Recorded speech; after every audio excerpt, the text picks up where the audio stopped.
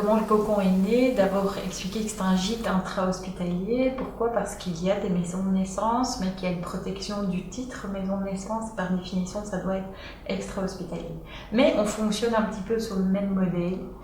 Et ça a été un projet de notre ancien chef de service, qui est le professeur Yvon Anglais, et notre ancienne chef d'obstétrique avant le docteur Dalmans, qui était le docteur Kirkpatrick. Et c'est un projet qui a mûri comme une grossesse, je dirais, au fil des années, et qui a abouti avec le fait qu'on s'est rendu compte qu'il fallait vraiment créer une structure indépendante des services habituels, pour montrer aussi aux patients qu'on est dans une autre réalité, même architecturale, décorative. Quand on voit les images du cocon, on se rend compte que ça ressemble plus à une chambre à coucher qu'à un bloc opératoire, ce qui n'est pas du tout le cas non plus de la salle de naissance en bas, parce que ça a été aussi pensé, réfléchi dans cette idée-là. Donc il y a la baignoire, il y a des écharpes aussi. Ça reste un événement dans leur vie qui est totalement unique, et donc se le réapproprier, pour elles, c'est vraiment une priorité. Et donc pouvoir discuter de comment les choses vont se dérouler,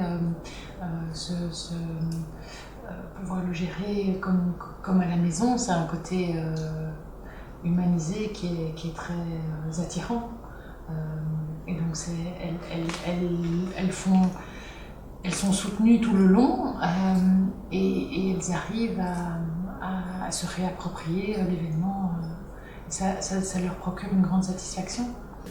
De manière générale, ça porte sur le fait d'être considéré comme un être humain partenaire dans le soin à part entière, avec son expertise de soi-même, d'elle-même, d'être écouté, entendu dans ses besoins, ses difficultés. Donc on est dans ce qu'on appelle les prises en charge globale ou holistique par rapport à la naissance.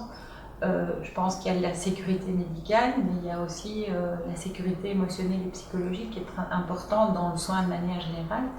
Mais on sait bien comment ça peut impacter la naissance en particulier, qui, il faut le repréciser, n'est pas une pathologie, ça fait partie des processus vitaux physiologiques habituels. Et donc, le problème en médicalisant à outrance, c'est qu'on va interférer dans un processus physiologique, et c'est quelque chose maintenant qu'on est au niveau de société tout à fait capable de comprendre, parce qu'on sait que quand on interfère sur un système, eh bien on risque de le déséquilibrer, et il en va de même pour la naissance, tout simplement. Donc on est un petit peu questionné régulièrement à aller plus loin et à pouvoir soutenir les patientes qui le désirent dans certains de leurs choix.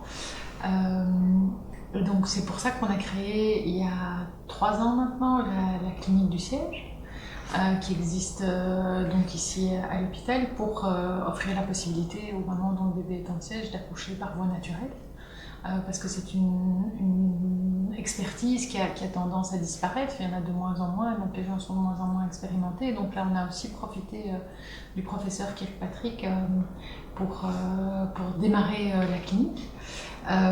Et grâce à ça, on a pu former les plus jeunes, et maintenant pouvoir vraiment, si les mamans remplissent les critères de sécurité, on va dire, eh bien leur permettre d'accoucher par voie naturelle.